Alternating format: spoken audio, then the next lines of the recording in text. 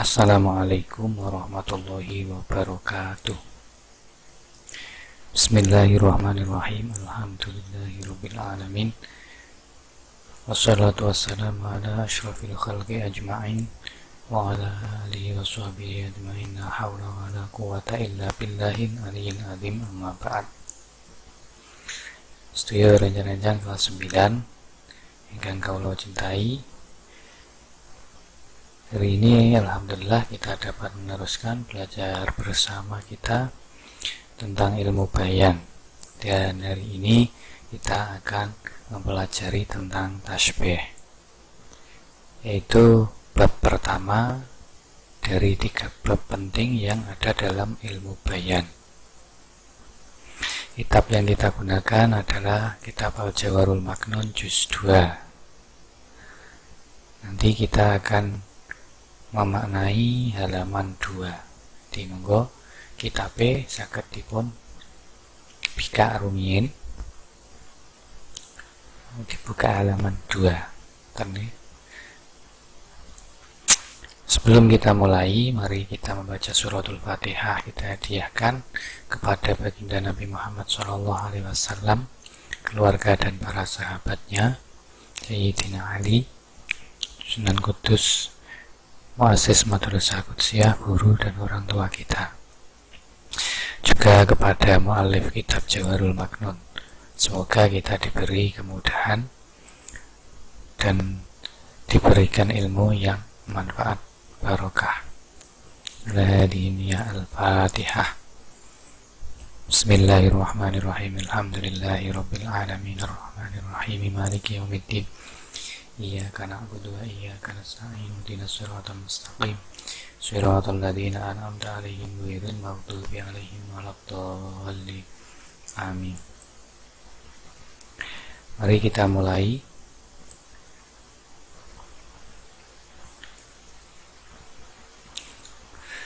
Kita mulai memaknai halaman 2 ya. Bismillahirrahmanirrahim. Qala al-mu'allif rahimahullahu ta'ala wa nafa'ana bihi wa bi'ulumihi fid dharain amin. Al-babu utawi bab al-awwalu kang pertama. At-tashbihu iku nerangake tasbih. At-tashbihu iku nerangake tasbih. Tashbihuna dalalatun ala ishtirak amroini fi ma'nan fi alatin atat. Arkanuhu arba'atun wajibun ada wa tarafahu fattabi' sublan najah. Faslun wa hissiyani min tarafan aidon wa aqliyani au mukhtalifan. Tashbihuna utawi tasbih menurut kita ahli balaghah. Tashbihuna utawi tasbih menurut kita ahli balaghah. Dalalatun iku petunjuk. Dalalatun iku petunjuk. Alastiraki amro ini ing atase persekutuane perkara loro.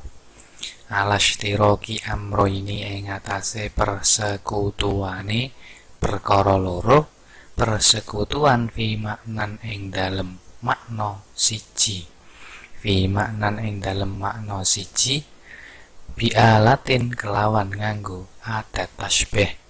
Bialatin kelawan nganggo adat tasbih. Ataka kang teka apa adat ing sira. Ataka kang teka apa adat ing sira. Arkanu utawi pira-pira rukune tasbih. Arkanu utawi pira-pira rukune tasbih. Arba'atun iku ana 4. Arba'atun iku ana 4. Wajhun rupane siji wajah tasbih. Wajhun rupane siji wajah tasbih. Adatun lan nomor loro adat tasbih. Adatun lan nomor loro adat tasbih. Watorofahu lan sisi lorone tasbih. Watorofahu lan sisi lorone tasbih. Berarti pun genep 4 ya. Wajah tasbih siji, ada tasbih loro, watorofahu sisi loro berarti kan kalih berarti 4. Fattabi mongko anuta sapa sira, fattabi mongko anuta sapa sira, anut sublan najati ing pira-pira dalane keselamatan, ing pira-pira dalane keselamatan. Faslun ai hada faslun utawi iki iku fasal suwiji, utawi iki iku fasal suwiji. Wahisiyani lan iku bangsa bisa diindra karone, lan iku bangsa bisa diindra karone. Minhu saking tasbih, minhu saking tasbih, at-tarafani utawi sisi lorone tasbih, at-tarafani utawi sisi lorone tasbih. Aidon halemaneh wa aqliyani lan bangsa akal karone, wa aqliyani lan bangsa akal karone. Au mukhtalifani utawa beda karone, au mukhtalifani utawa beda karone. Ampun mananine, mari kita bahas satu persatu dari 3 nadom ini. Pembahasan pada hari ini adalah tentang tasbih. Lafadz tasbih itu adalah dari lafal syabbaha yusyabbihu tashbihan. Jadi lafadz tasbih itu dari syabbaha yusyabbihu tashbihan, artinya menyerupakan atau menyamakan. Jadi nanti pada bab ini kita membahas tentang cara menyerupakan atau menyamakan satu perkara dengan perkara yang lain. Ini kalau kita mengartikan lafal tasbih secara bahasa. Sedangkan pengertian tasbih secara istilah ahli balaghah adalah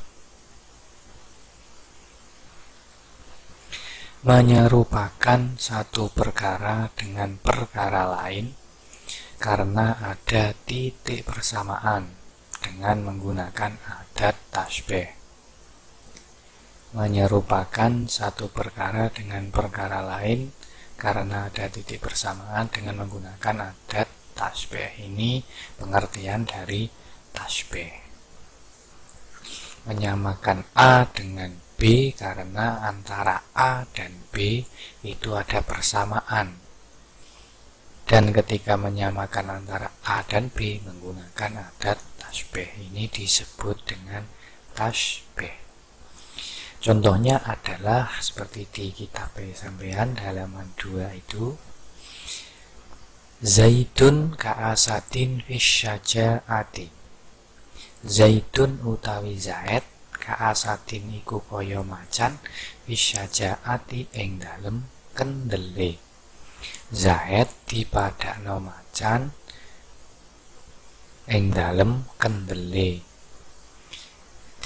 Karena antara si Zaid dan macan ini sama-sama mempunyai sifat kendel, maka si Zaid disamakan dengan asadu. Dan sebenarnya tasbih ini adalah salah satu cara untuk mutakalim mengungkapkan maksudnya. Jadi sama kita pengen mengungkapkan Zaid itu orang yang pemberani. Cara mengungkapkannya itu tidak hanya dengan menggunakan Zaid itu orang yang pemberani. Tidak hanya seperti itu. Bisa juga diungkapkan dengan menggunakan Zaid itu seperti macan dalam sifat beraninya.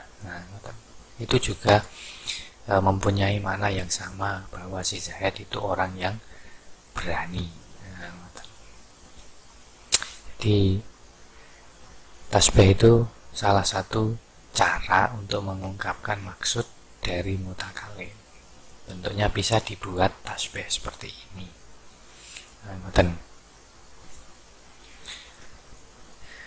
Kemudian kita lanjutkan rukun tasbih. Tasbih ono rukun ini maksudnya rukun itu adalah bagian penting atau bagian pokok yang ada pada tasbih. Jadi ketika kita pengen menyamakan satu perkara dengan perkara lain, ini ada rukun-rukunnya, ada bagian-bagian pokoknya. Ungkapan itu ada bagian-bagian pokoknya. Bagian pokok dari tasbih itu ada 4. Yang pertama adalah musyabbah. Ketika kita pengen menyamakan satu perkara dengan perkara yang lain, ini ada 4 macam bagian pokok. Yang pertama adalah musyabbah. Musyabbah ini apa? Musyabbah ini adalah perkara yang disamakan, perkara sing dipadakno. Jadi pengen madakne perkara iki ning perkara liya mesti ana sing dipadakno. Lah iki jenenge musyabbah. Sing nomor kalih, nek wis ana sing dipadakno, ya mesti ana sing dipadani. Yaitu musyabbah bih. Musyabbah bih itu perkara sing dipadani. Perkara sing dipadani dinamakan musyabbah bih. Yang ketiga adalah wajah tasbih. Wajah tasbih itu apa? Persamaan yang ada pada musyabbah dan musyabbah bih disebut wajah tasbih. Dan bagian dari tasbih yang keempat adalah adat tasbih. Adat tasbih adalah alat yang digunakan untuk menyerupakan. Nah, ini 4 bagian yang ada pada tasbih. Musyabbah, perkara sing dipadakno. Nek ana sing dipadakno berarti ana sing dipadani. Nah, disebut dengan musyabbah bih. Antarane perkara sing dipadakno karo sing dipadani ana persamaane. Lah persamaane disebut wajah tasbih. Nek pengen madakno antara musyabbah karo musyabbah bih, niki kudu ana alate. Alate disebut adat tasbih. Udah genap 4 bagian atau 4 rukun yang ada pada tasbih. Nah, kalau contoh tadi gimana, Pak? Contoh mana? Oh, contoh yang ini ya. Contoh yang sudah kita sebutkan tadi, yaitu Zaidun ka'asatin fisyajaati. Zaidun utawi Zaid ka'asatin iku kaya macan fisyajaati ing dalem kendele. Nah, pada contoh ini, manakah yang menjadi musyabbah utawa perkara sing dipadakno? Yang menjadi musyabbah pada contoh ini adalah lafal Zaidun. Kemudian yang menjadi musyabbah bih sing dipadani Zaid. Niku apa? Sing dadi musyabbah bih pada contoh ini adalah asadin. Macan. Nah, Zaid dipadakno karo macan mesti ana persamaane. Sing dadi wajah tasbih teng ngene. Contoh niki napa? Yang menjadi wajah tasbih pada contoh ini adalah asyaja'ah. Sifat kendel. Nah, terus adat tasbih. Adat tasbih adalah ka. Yang ada pada lafal ka'asatin. Ka. Nah, ka-nya ini adalah adat tasbih. Jadi seperti itu lafal Zaidun sing dipadakno niki disebut musyabbah, asadin sing dipadani karo lafal Zaidun disebut musyabbah bih. Persamaan antara si Zaid karo asad macan adalah asyaja'ah sifat kendel. Adat tasbih adalah ka.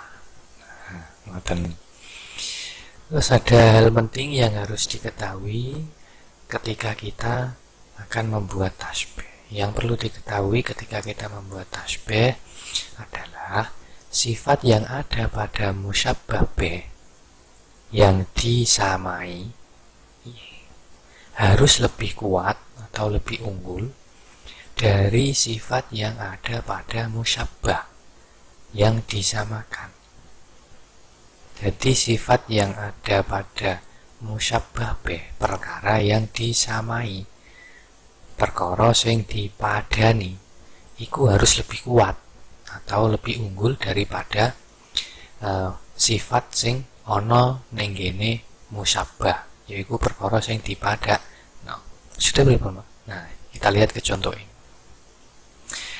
Pada contoh ini, Zaid dipadakno karo macan. Sebab antarane Zaid karo macan iki ana persamaane, yaiku asyaja'ah, sifat kendel.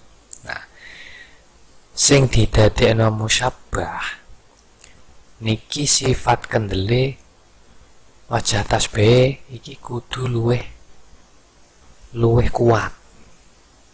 Jadi meskipun antarane si Zaid dan Asad macan iki podo-podo duwe sifat kendel, tapi sifat kendel sing ning ngene macan iki luweh kuat, luweh unggul daripada sifat kendel sing teng ngene Zaid. Makane lafal Asad macan niki didadekno musyabbah bih, mboten didadekno musyabbah. Sebabnya napa? Sifat kendel sing teng ngene macan iki luwih kuat. Nah, ngoten. Tidak boleh nanti menyamakan ngeten diwale asadun kazaidin. Pamane ngoten, al asadu kazaidin fi syajaati. Utawi macan iku kaya Zaid ing dalem kendele. Niki mboten angsal. Sebabnya napa? Sifat kendel sing ning ngene macan niki luwih kuat. Nah, ngoten, makanya dia harus dijadikan musyabbah.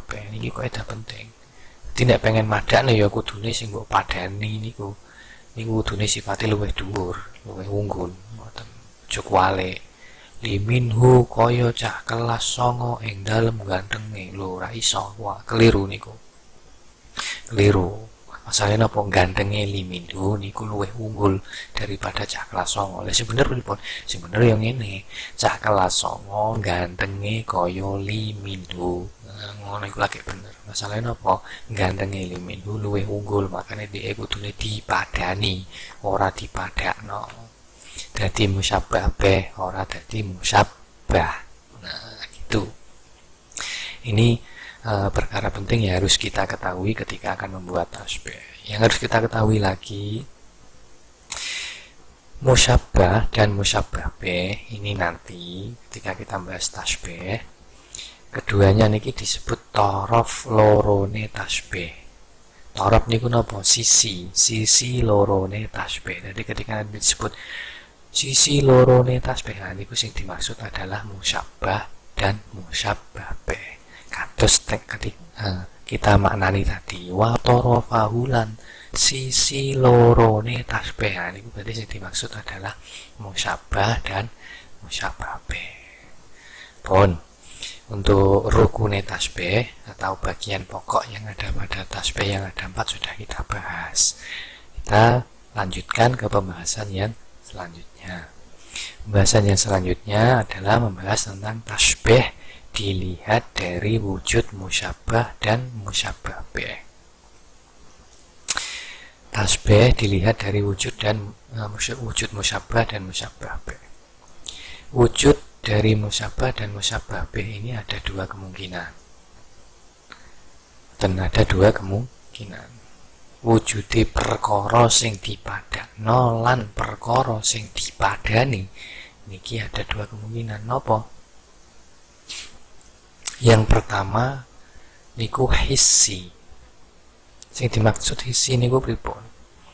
Yaitu wujudnya bisa diketahui melalui panca indera. Jadi wujudnya ini bisa kita ketahui melalui pendengaran, penglihatan, perasa, penciuman, meraba. Jadi ketika wujudnya bisa kita ketahui dari salah satu panca indera kita, nah itu disebut dengan hissi. Ketika tidak bisa diketahui dengan panca indera, ya berarti disebut akli. Nah, ini saling bertolak belakang. Nek bisa diketahui nganggo panca indera disebut hissi, sing gak iso diketahui melalui panca indera disebut aqli. Nah, ngoten. Karena wujud musyabbah dan musyabbah bih ini ada dua kemungkinan apa ya, hissi karo aqli. Maka tasbih bisa dilihat dari maka tasbih bila dilihat dari wujud musyabbah dan musyabbah bih ada 4 macam. Karena musyabbah dan musyabbah bih ini ada dua kemungkinan, nek ora hissi yo aqli, maka tasbih itu ada 4 macam. Apa niku? Yang pertama, musyabbah karo musyabbah bih padha-padha hissine. Perkara sing dipadakne karo perkara sing dipadani niku padha-padha iso di indra. Nah, contohnya pundi? Al-khaddu kalwardi fil humrati. Al-khaddu utawi pipi kalwardi iku kaya kembang mawar. Pipi dipadakne kembang mawar fil humrati ing dalem abange.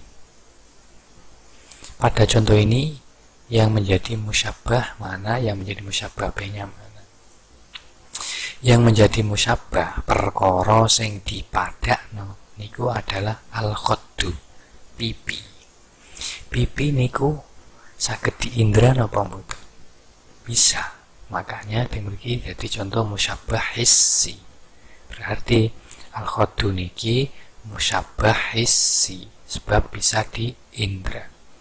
Kemudian musyabbah bihnya pada contoh ini adalah al-wardi, kembang mawar. Kembang mawar niku juga bisa diindra. Nah, berarti yang mriki musyabbah bih perkara sing dipadani niku hissi, bisa diindra. Karena al-wardu, kembang mawar niku bisa diindra. Ini macam yang pertama. Macam yang kedua adalah wujude musyabbah perkara sing dipadakake lan musyabbah bih perkara sing dipadani sama-sama aqli, alias tidak bisa diindra. Contohnya al ilmu kal hayati fin naf'i, utawi ilmu kal hayati iku kaya urip. Ilmu dipadakno karo urip, padha-padha ing dalem apane, fin naf'i ing dalem oleh manfaati. Ilmu yo manfaati, urip yo manfaati. Ilmu manfaati maring wong sing duwe ilmu, sing asale ora ngerti malah ngerti. Urip yo ngoten, manfaati kanggo wong sing ditetepi urip. Iso tinggi golek ilmu, iso tinggi kerja, iso tinggi sholat, ibadah dan yang lainnya. Nah, ilmu dipadakno karo urip. Pada contoh niki yang menjadi musyabbah perkara sing dipadakno niku adalah al ilmu. Al ilmu niki wujude tidak bisa diindra.